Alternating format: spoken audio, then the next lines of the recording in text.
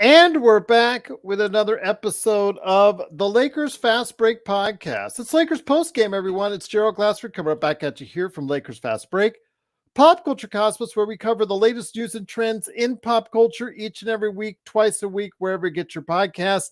The latest episode we just dropped has our Oscar predictions as Melinda and I predict the Oscars coming up this Sunday. Monday's show has our Dune 2 spoiler cast. So go ahead and check it out on the Pop Culture Cosmos, wherever you get your podcasts, and on radio stations worldwide. Inside Sports Fantasy Football, of course, Joe Soro, who's popping on stage right now. Go ahead and check him out as Simblades, simbladeswithany.com, and as Ox1947 at LakersBall.com. And of course, he's coming up in less than an hour at 10:30. That's right, 10:30 tonight for Lakers Nightcap with Joe Soro, indeed. Plus also, of course, our good friends, Empire Jeff TV, Lakers in 5, Daniel Barry Sports Highlights, also as well, of course, John McCallion channel and John Costa's channel.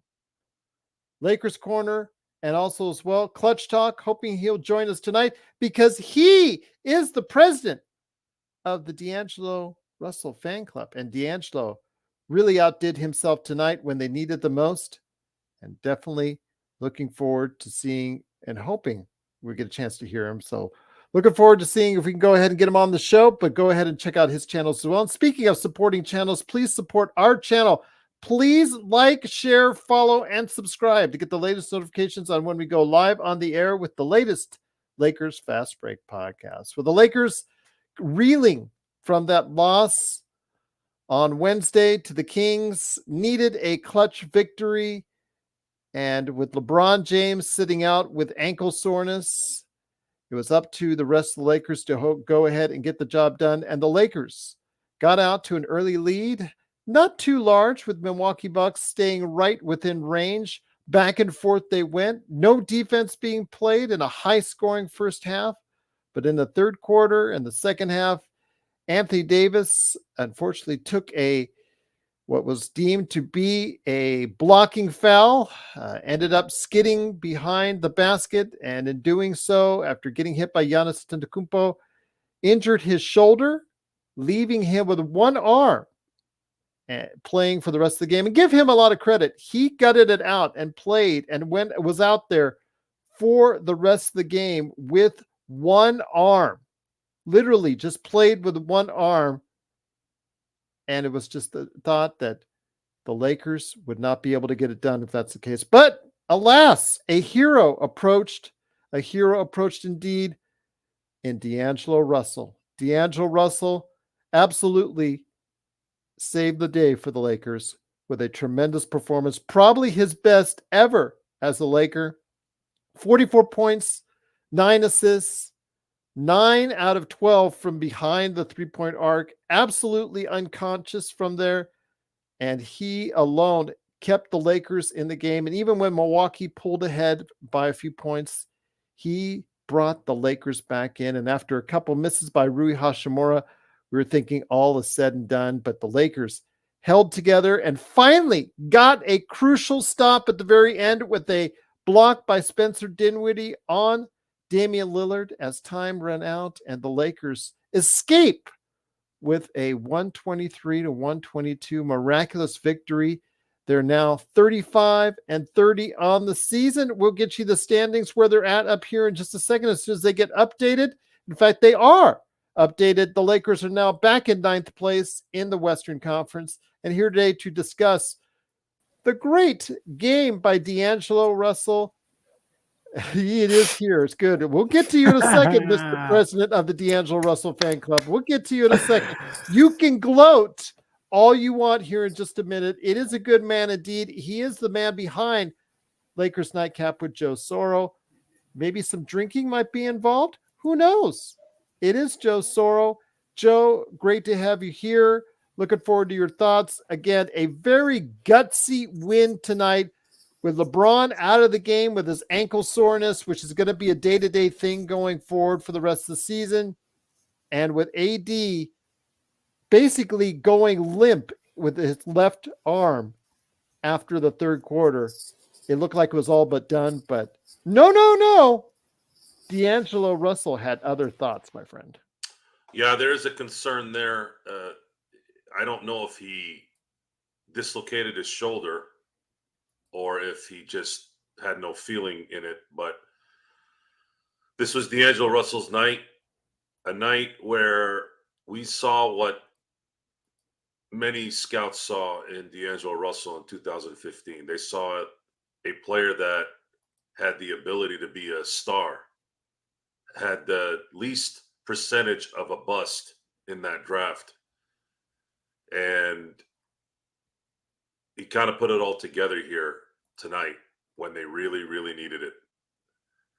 And it was a extremely enjoyable game. I wouldn't say they escaped. I think that's putting it kind of as an insult because they this was a very competitive game, and those things happen when you have two teams that are battling. And it was just nice to win when you were thinking they were going to lose. Usually that doesn't happen. Usually once 2 minutes comes, it's dead. It's dead air. They start to miss. They don't get the possessions they need, and they don't make the shots that they need. But we say when certain players will make a mistake or miss shots, whatever, you have to at least make up for it. Well, Rui missed two wide open shots from three that probably would have made this a little easier. However, he did make up for it on his last shot by keeping it close. And then, of course, D'Angelo. This had to have been D'Angelo's night. D'Angelo had to be the guy that hit the game winner. It just made too much sense. It happened. And the Lakers were able to entertain us tonight in a really, really good way. I highly enjoyed the game. And my only hope now is that Anthony Davis isn't debilitated for the rest of the year. This is the first injury we've seen him have this year. At least that was not good from the visual standpoint. I hope it's something that's just minimal, whatever. I don't know. But that's the only negative tonight. And I am entertaining guests here tonight, but I did want to jump in and say some things. I will be leaving at 10 o'clock for about 30 minutes, and then I will be doing Lakers nightcap for about 30 minutes tonight at 10:30, and then it will be you will not see me more than likely until Sunday. So this is kind of a little bit of a teaser for tonight's show. Once again, it is the Lakers Fast Break. It is Joe Sorrell for now, along with myself, Gerald Glassford. Thanks so much for watching and listening. Truly appreciate it. Also here today, good man indeed. Not only did he appear earlier this week as the man behind Lakers Corner Clutch Talk on this very channel with Stone Hansen, he also hosts those great channels you need to support today. He also is the president of the D'Angelo Russell Fan Club. It is John Costa. John, great to have you here.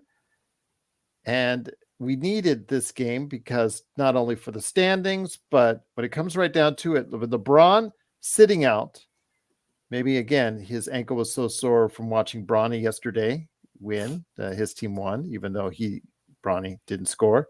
Maybe he's climbing up that mock draft board that everybody talks about. But also as well, you had AD going limp in his left shoulder and becoming almost, I don't say useless out there. Obviously, he was a distraction and a decoy, and he tried to play as best he can to gut it out. So I give him all the credit for that. But he was severely debilitated in that fourth quarter. It was left up to a unconscious D'Angelo Russell to save the day for the Lakers. And boy, did he deliver, and delivered. He did. A unconscious D'Angelo Russell is a great way to put it. He was playing in rhythm. He was playing like the D'Angelo Russell that I have known from his rookie year that he can do. Go back to his Ohio State days. He can take over the game like this. He can take over the game no matter what. You know what? Joe said if there was a game for him to step up, it'd be tonight. And damn right it was tonight. Because look, with LeBron James out, I was thinking like, all right, cool. D'Angelo Russell's got to step up as a scorer. But he stepped up in every single facet or form that we could think of. He stepped up as a scorer. He stepped up as a playmaker. I mean, he had I think 7 assists at halftime, ended the game with 9 assists. Ended the game with 9 assists. He had 7 at halftime. But in the beginning of the game, what did he do? He got his teammates involved, right? Like I said, at halftime had 7 assists. But then by the second half, he realized, somebody got to score. Somebody got to put the ball in the basket, because at the end of the day, people say these corny statements and they're somewhat true to them about defense wins championships. But guess what? At the end of the day, this game is about a bucket. This game is about a bucket, and D'Angelo Russell was about a bucket tonight. 44 points, y'all. 44 points. And I want to touch on the fact that this man is just a pick and roll savant. Okay, I have not seen many players.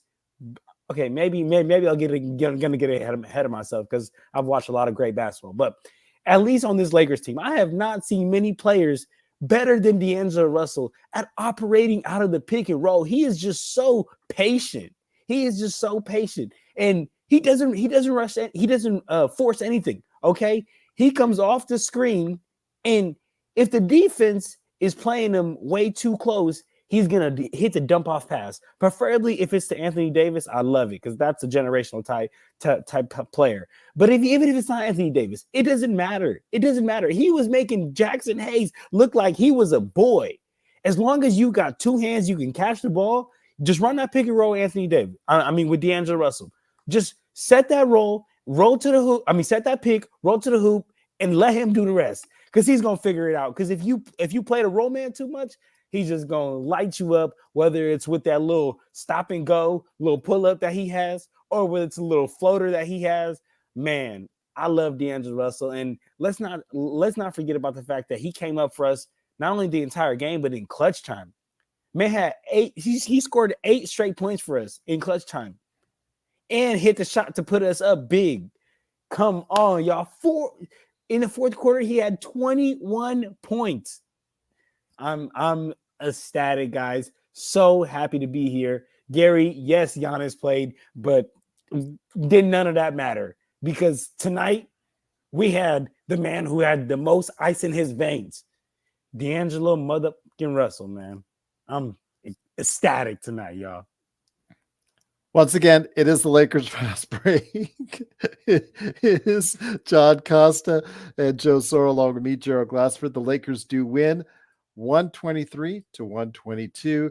Lakers are now 35-30, 9th place in the Western Conference. Joe, and I know someone's going to single out on our coverage on playback.tv, Lakers fast break, on our simulcast when we called it when John Costa's man, D'Angelo Russell, made a crucial mistake down the stretch when he fouled Damian Lillard making a 3-pointer for a 4-point play. We thought with the Bucks up 6 late that was going to be it. That was all she wrote. But they came back, Joe.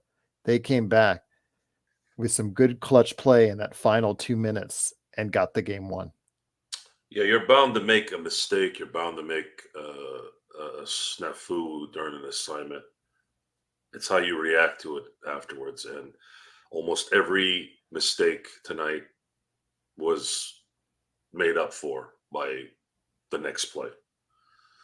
You talked about Rui Hashimura. Dame is a very hard player to guard. He's what I call a constant stress because he can shoot from anywhere. He's essentially a hair level down below Steph Curry when it comes to shooting. He's that much of a problem, and it's just difficult to guard someone like that when they can shoot from 26, 27 like they're doing layups. But D'Angelo made up for it. He didn't go dark. He went light. He kept making shots, and it was beautiful basketball tonight. I from both sides. I really enjoyed the game, and it's always a little bit better when the Lakers win too. So yeah, this was as good as a win as you can have, especially considering LeBron hadn't played. I just hope Anthony Davis is okay. I don't know what's going on there. I think I'm thinking about that a little bit more right now versus the game, unfortunately.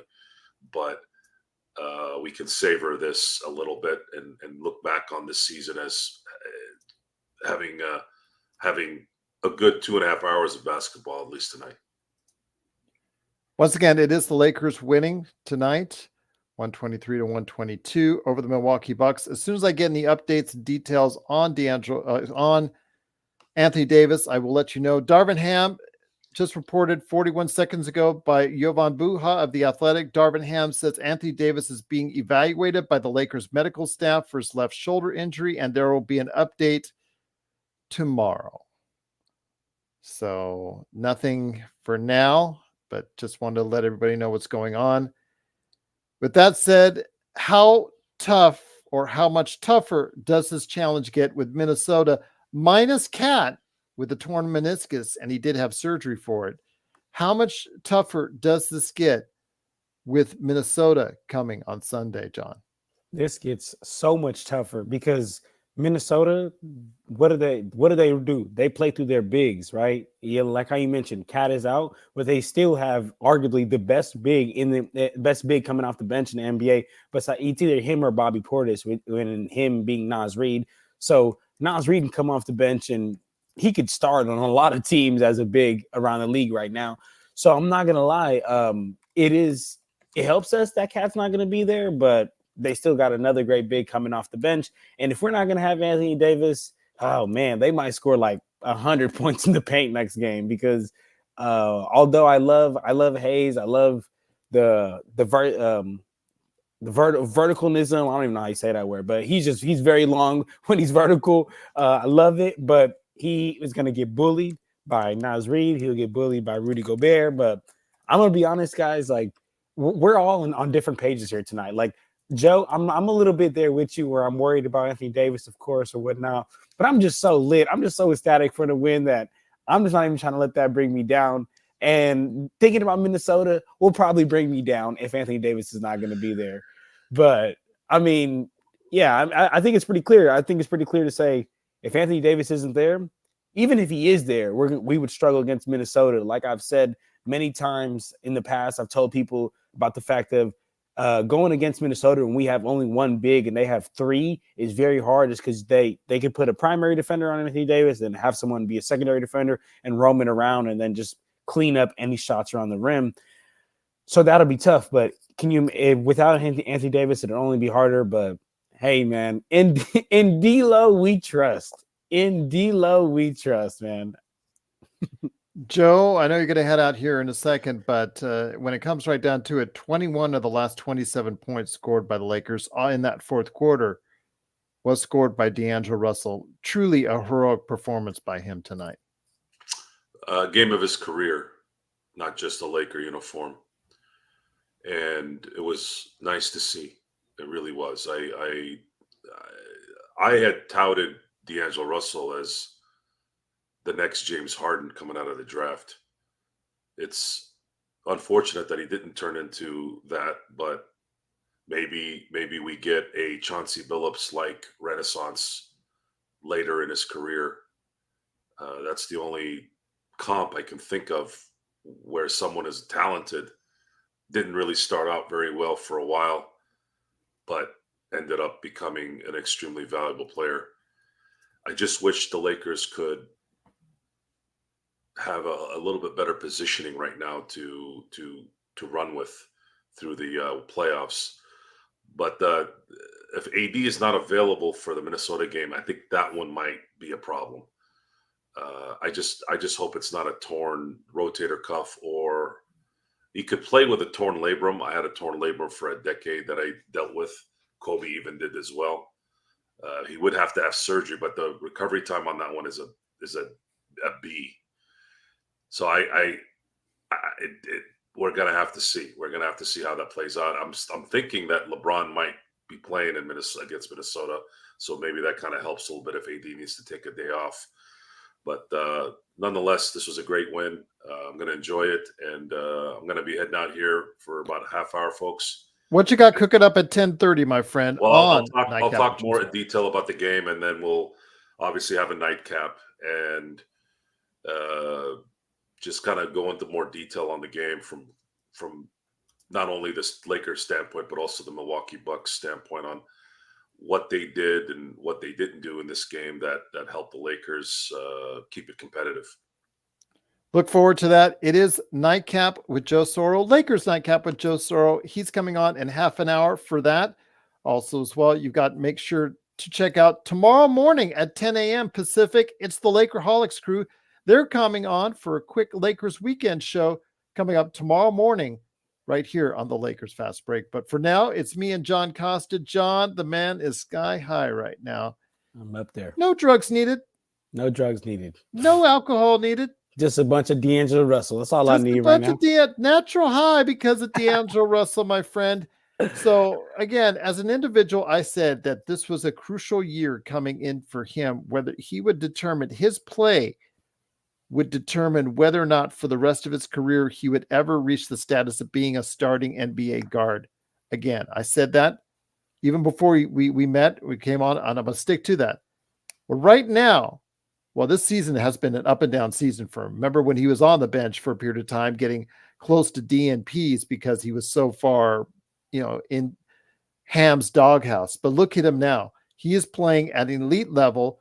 Not only, in fact, is he not even looking at that, picking up that final year of his contract. He's looking at getting big money. And if he keeps on playing like this, John, he is going to get it. He's going to get it. And I mean, as far as you can look at this from two perspectives. I'm supporting D'Angelo Russell because that's been my guy from the Lakers to the Nets to the Warriors to wherever he's bounced around. I've been rocking with him, and I want him to get his money. I want him to get his bread, to take care of his family, even though he's probably made more than enough to already be able to do that. But then there's a side of it from the Lakers that's like, damn, all right, well, you keep balling out like this, you're going to kind of force us to put our money where our mouth is. And we know that Jeannie has she's allergic to doing that, putting her money where her mouth is. But as far as D'Angelo Russell starting, I mean, as far as the D'Angelo Russell struggles, I'll get to the starting in a second.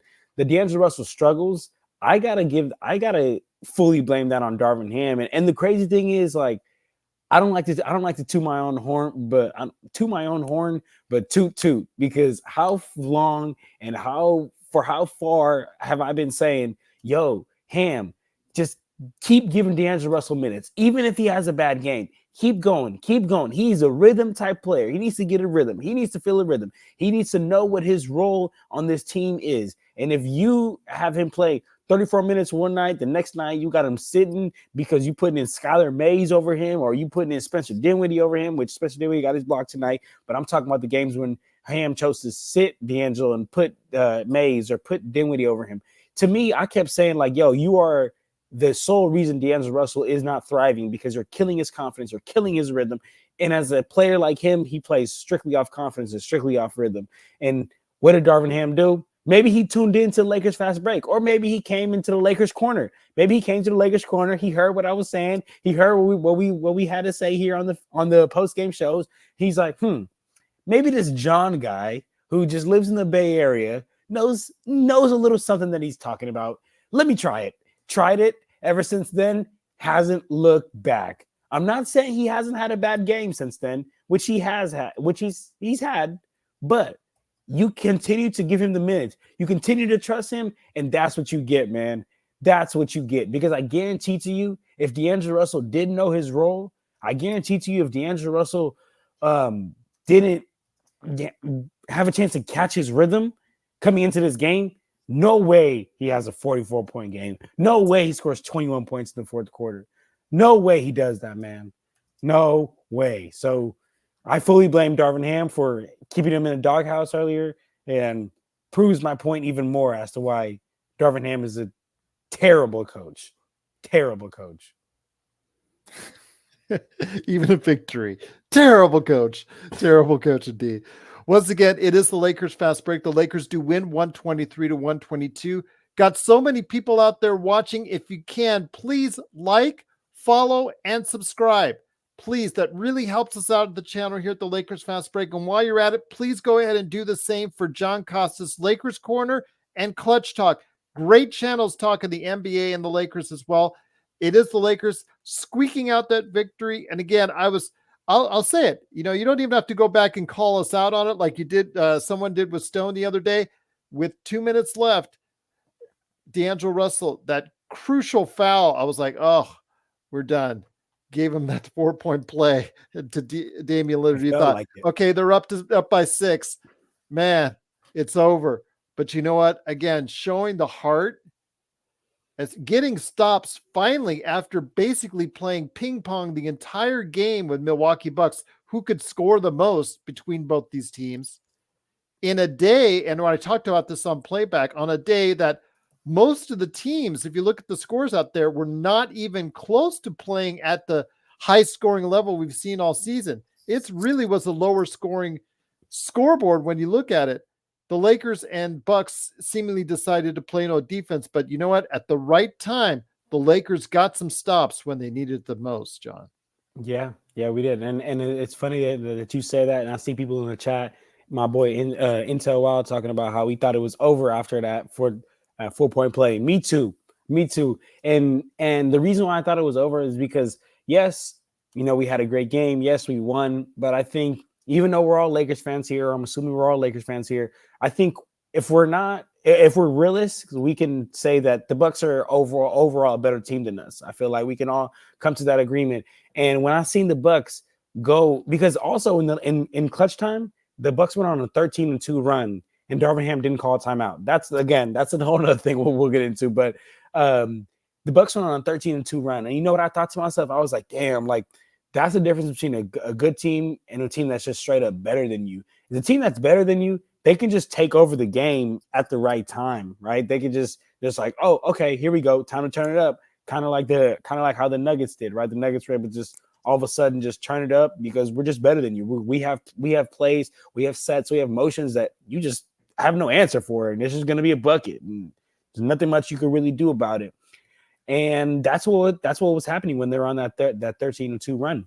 But turns out we ended up having an answer for it tonight, and that answer was named none other than D'Angelo Russell. And I mean, I really, Gerald, any question or any conversation that we get into tonight is going to somehow end up finding its way back into D'Angelo Russell, back into me giving him credit for this amazing performance he put up tonight. Because honestly, guys, like the 10th seed is probably it's probably still ours. I'm just going to be honest, even though we sit in the 9th seed as of today.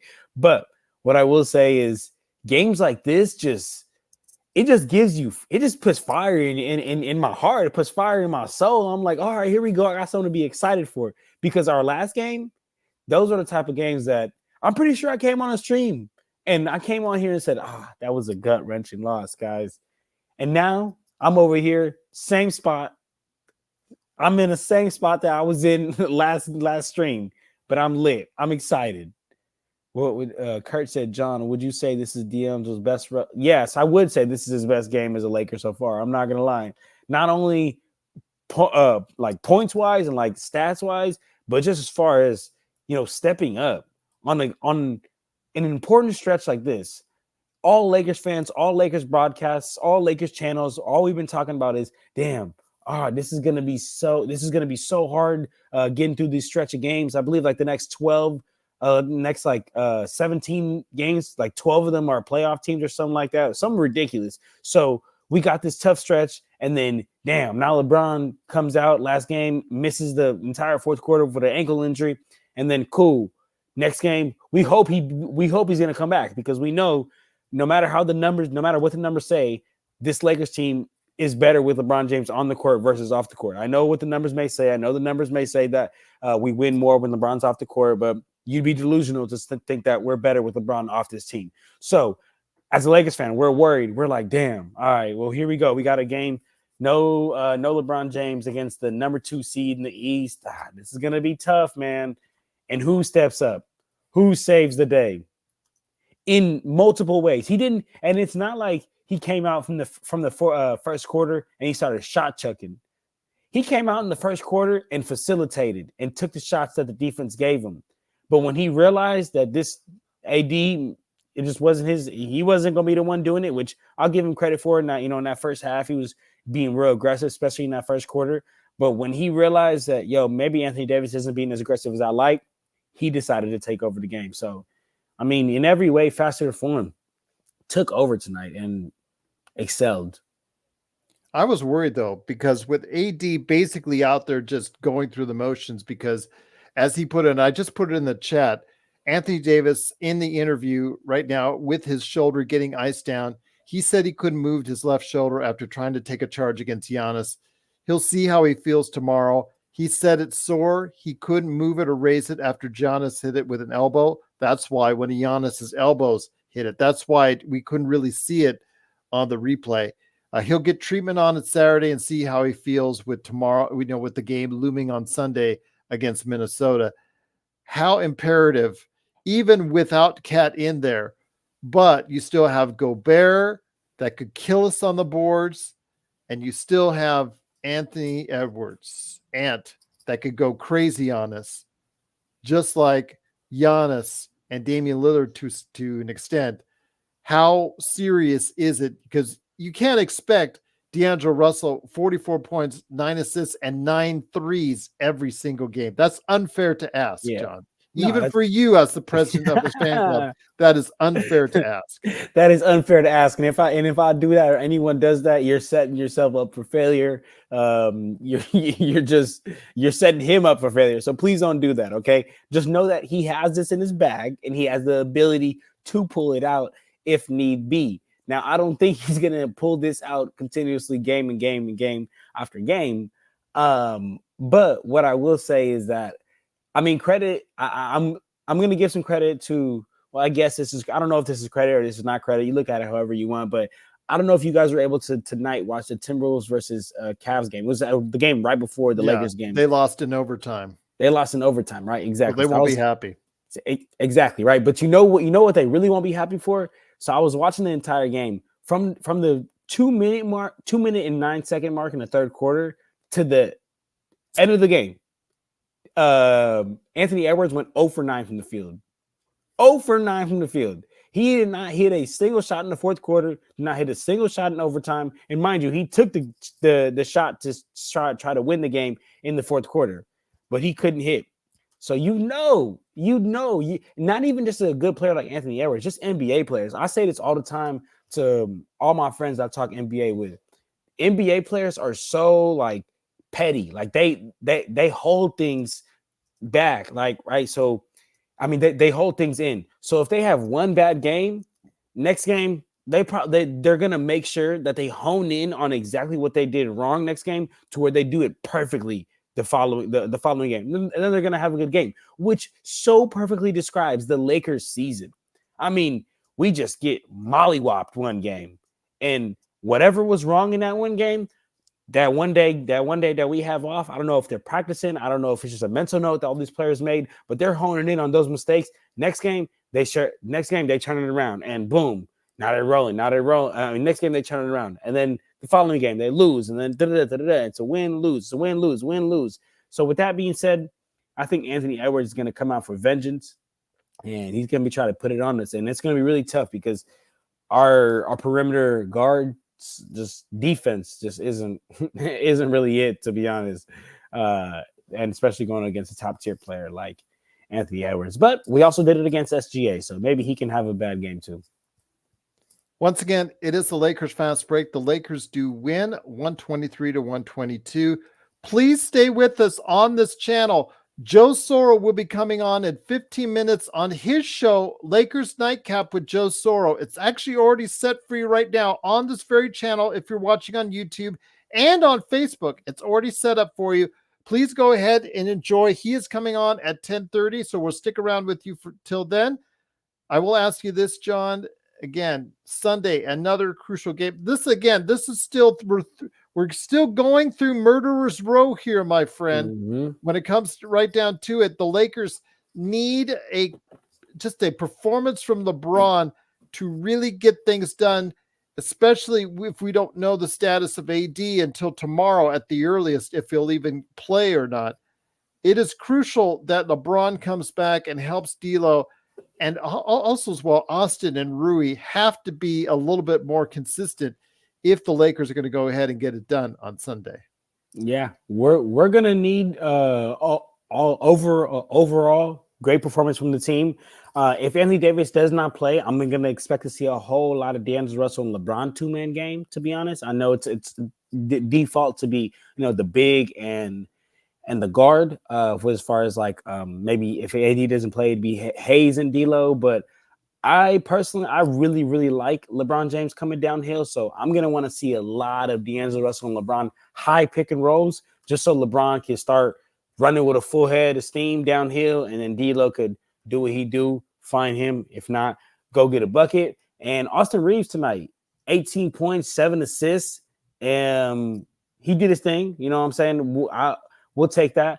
But I am going to need we're going to need more from Rui. Rui last couple of games been stepping up. Today, it's not that he didn't step up. I mean, he had 12 points tonight, took the shots that he could, but he went 5 of 16 from the field in a crucial game like this, like any of these next games that we got coming up, especially against the Timberwolves.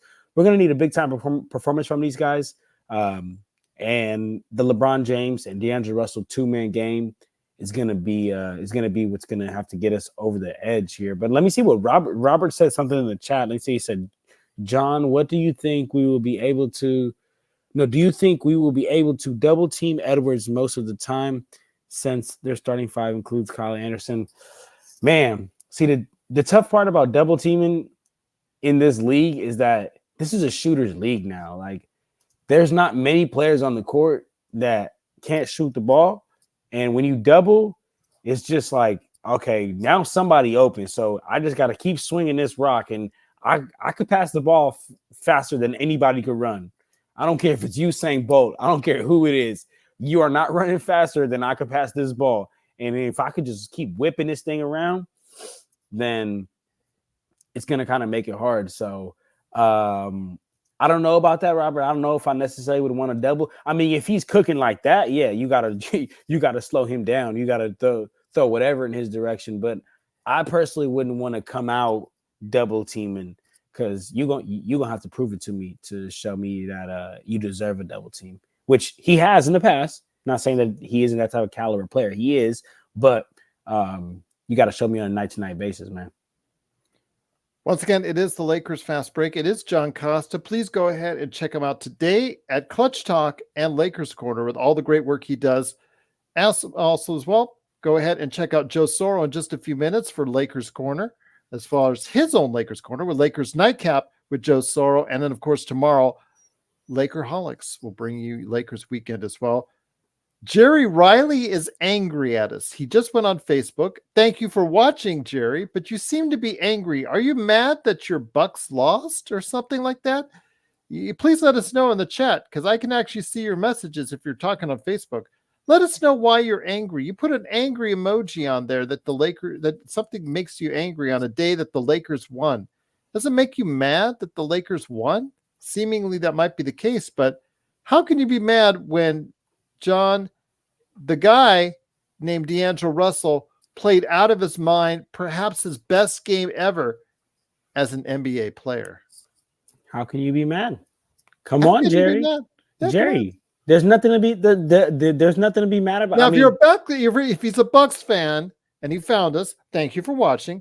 I can understand that. I can understand that. But still, just as a pure basketball enthusiast, if you just love the game at its purest form, this was beautiful. Come on. You mean to tell me you don't like the story when the underdog wins? See, that's the thing. That's the thing that's funny, right? Is just because we're the Lakers, we could never be the technical underdogs. Yo, this Bucks team is miles and leaps and bounds better than us as an overall team. And we gave them that work tonight. Well, I take it back. I'm not saying we gave them that work. It was a really good back and forth game. We kept up with them. So come on, man. Come on, Jerry. Ain't nothing to be upset about, baby. Ain't nothing to be upset about until, you know what? This is where I'm at with it at this point, Gerald. Sometimes, I'm very even keel. I'm like, it is what it is. But today, no need to be even keeled, my friend. No need to be even keeled. And the thing is that it's like, I'm gonna be honest, like we had a great game and whatnot, but I still don't think this team is going anywhere that I want them to go. So I'm gonna have to get my excitement out in these little moments. You know, it's gonna be bursts of excitement. It's gonna be like, all right, cool, exciting game, and then now we got the Timberwolves. And if the season is gonna go on anything like how it's been, it's gonna be win and then a loss, and then a win and then a loss, and then a win and then a loss.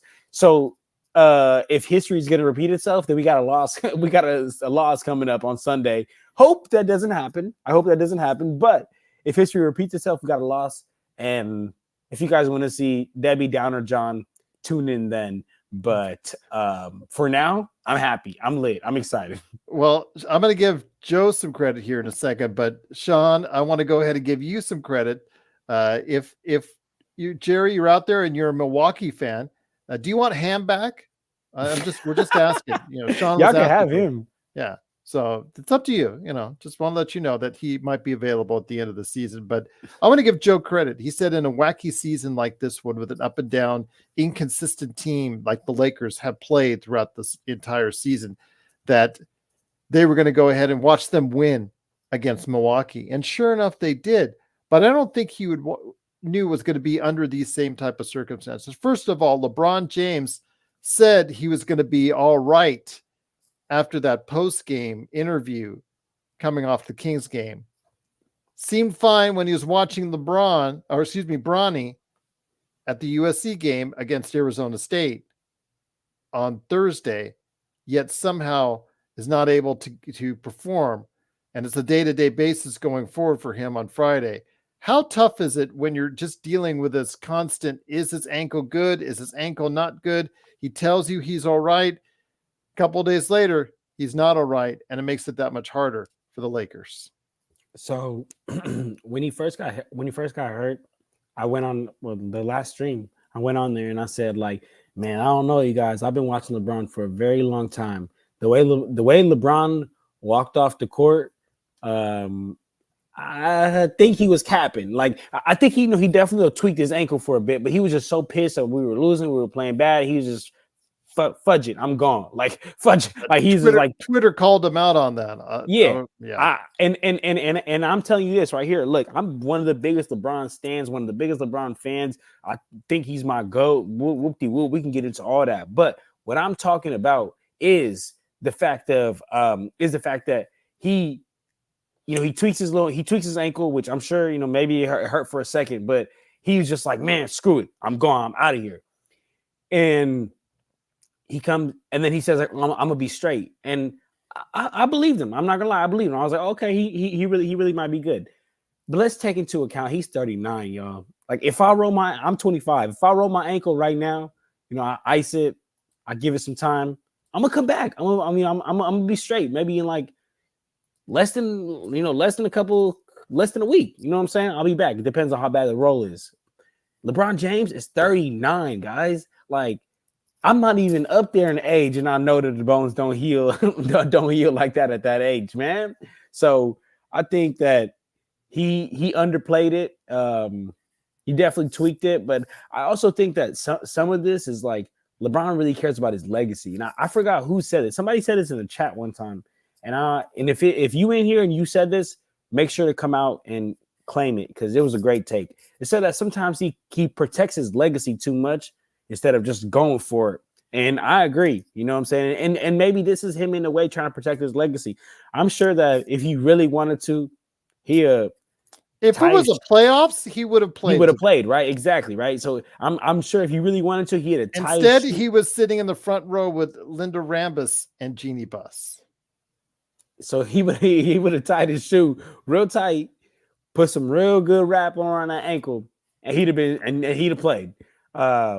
Like how you said, if it was a playoff game, he would have did it. But I think he's taking care of his legacy, trying to play for as long as possible. Because my prediction with LeBron is he just wants to play one year with Bronny. And I don't watch much college basketball. I'm a type of person where I could care less about college basketball. I want to see basketball at the highest possible level, which is the NBA.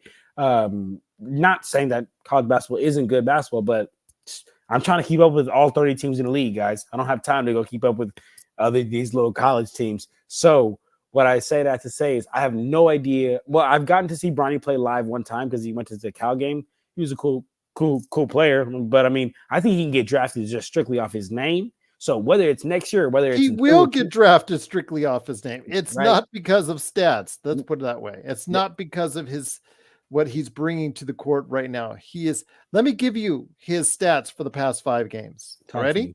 Are you ready?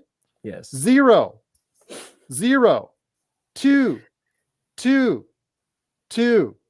He's got more personal fouls. Yes. Than points in the past 5 games. I'm not kidding. I'm right there with you. And two things. So real quick, Podcast Shane said every great players care about their basketball legacy. 100%. You do have to care about your basketball legacy, but at some point you have to not care about it more than going for it. You can't try to protect your legacy more than you trying to go for it. You trying to win.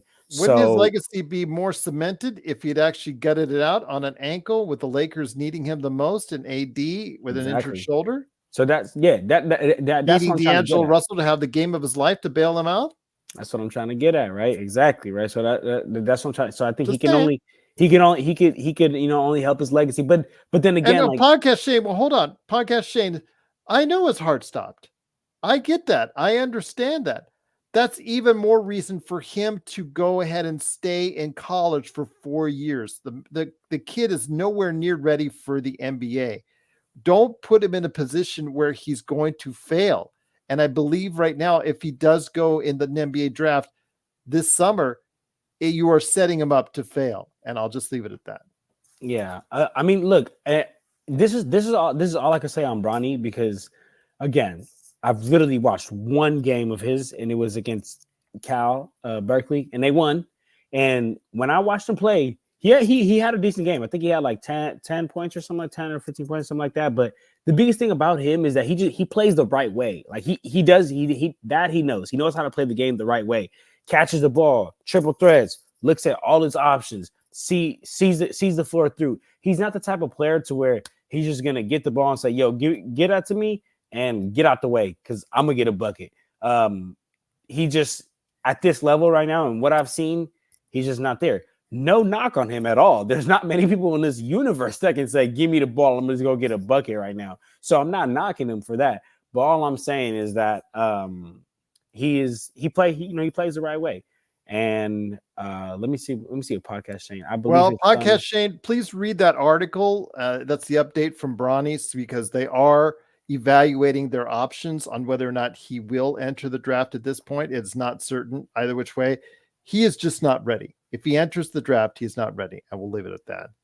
Yeah, but once again, it's the Lakers fast break. I mean, this is a story for another day. I'm going to talk to evaluators. I'm going to try to get Rafael Barlow. I'm going to see if also as well, maybe Stone Hansen can just try and look at some film and let us know as well some realistic thoughts on Bronny James before the draft comes in. But yeah, we'll see if that's the case. It is the Lakers fast break. The Lakers do win 123-122. But before we head on out, my friend, because Joe's coming on in a couple of minutes, I need you to go ahead and gloat one last time on what a great performance this is for D'Angelo Russell, my friend. Let's put this on a high note. Let's end this post game on a great note for you, my friend, because you and D'Angelo deserve it. Let's end it on a great note. And here's how I'm going to end it, because I really wanted to wear my D'Angelo Russell jersey, but my daughter is sleeping in the room. I didn't want to go in there and grab it and wake her up, so I didn't wear it. But what I will do is I will gloat about my guy D-Lo. And the first thing I'll start by saying is, if you haven't gone and subscribed to my Lakers Corner page, please go subscribe and go check it out, because I dropped a video on there about like 2-3 months ago, before all this D'Angelo Russell love started happening. But when y'all was still hating on him, I dropped a video talking about how important he is and how good he is to this team. So after this stream is over, and after you've already checked out the nightcap, go on Lakers Corner, check me out, check my video out, tell me what you think. It's named D'Angelo Russell's Importance to the Lakers. And then about the game tonight, 9 freaking threes, y'all. He went 9 of 12 from the 3-point line, y'all. 44 points. If I'm D'Angelo Russell, I would have just thrown an extra assist at the end of the game just to get the double. I'd have said, screw it, y'all. Go take some shots. Somebody go score, because I want that double. 44 points, 9 assists, 6 rebounds, 68% from the field. Men went 17 of 25 from the field. This is just one of those games where he could do no wrong.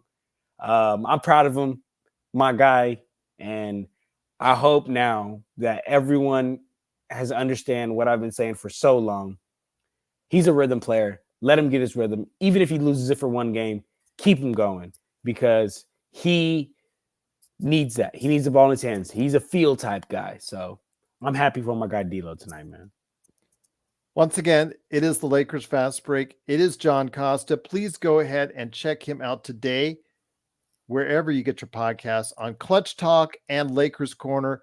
Truly great to have you here, my friend. Just absolutely fantastic. Once again, the Lakers do win 123-122, squeaking out a win just over the Milwaukee Bucks with a tremendous performance by D'Angelo Russell. The Lakers are now in 9th place in the Western Conference at 35-30. We'll be back here in just a few seconds for you watching out there on YouTube and Facebook as Joe Soro is lighting it up for a Lakers nightcap. I don't know if you would go ahead and join him, my friend. I'm sure he'll go ahead and send it out to you if you want. Yes, I'm gonna try to. I have my my girl down my throat trying to spend some time, so I might not be able to do that tonight. I'm gonna be honest. Okay. Well, if you can't tonight, no worries, but you can always join him anytime he's available to. But also check him out right now. He's coming up right now for you on this very channel. It is Lakers Nightcap with Joe Soro. There's people waiting already in line to go ahead and check him out. So as soon as he comes on the air, I will let you know. But also as well, tomorrow, 10 a.m. is the Lakerholics crew. They will be on this very channel talking Lakers as well. You know they're excited. You know they're happy. You know they're ecstatic about the Lakers' victory tonight against Milwaukee. My friend, it's great to have you here. Gerald, how do I log Lakers games? In a logbook, you can, my friend, if you wish to. Logging Lakers games would be great, although with the age of the internet, it's already done for you, my friend. It's already done for you. But any last thoughts before we head on out, my friend? No last thoughts. Just want to respond to podcast Shane. He said, I'm not a follower. I have my own opinion on things and I will debate sports with y'all. Absolutely, brother. We're not asking you to just confine to our beliefs and what our opinions are. We giving our opinion. Please give yours. There's nothing more than I like is banter. It's just simple back and forth. It's all opinions, but just at the end of the day, like when your opinion gets proved wrong, or if it gets proved wrong, or even if mine gets proved wrong. We're proven wrong every now and then. I've been proven wrong many times. Just be able to turn around and say, you know what? I was proven wrong tonight when I thought it was dead after that 4-point play. Me too. So brother, please stay on here. Come on every Lakers post-game show. Come check out my channels. Of course, go to Nightcap and podcast Shane. We would love to have you around, brother. To all the people out there on Facebook and YouTube and Twitch, please hop on over right now. Stay on this very channel, but hop on over to Lakers Nightcap with Joe Soro. It's on Facebook right now. He is live on the air. Ask him to take a drink. He takes bribes to take drinks. He did. What $50 for like 3 shots in 90 seconds? That was crazy. Yes, that's the last time he was on the air. So please go and check out what he'll do next. He might be doing a lot of good things. He might be taking a drink. He might be celebrating for the Lakers beating the Milwaukee Bucks 123-122. We'll see you on Lakers Nightcap. We'll also see you tomorrow for Lakerholic Spotlight. But once again, it is John Costa, Lakers Corner Clutch Talk. For me, Gerald Glassford, thanks so much again for watching, listening. Truly appreciate you being part of everything that we do right here at the Lakers Fast Break Podcast. Check out Joe Soro. He's on right now, Lakers Nightcap on this very channel.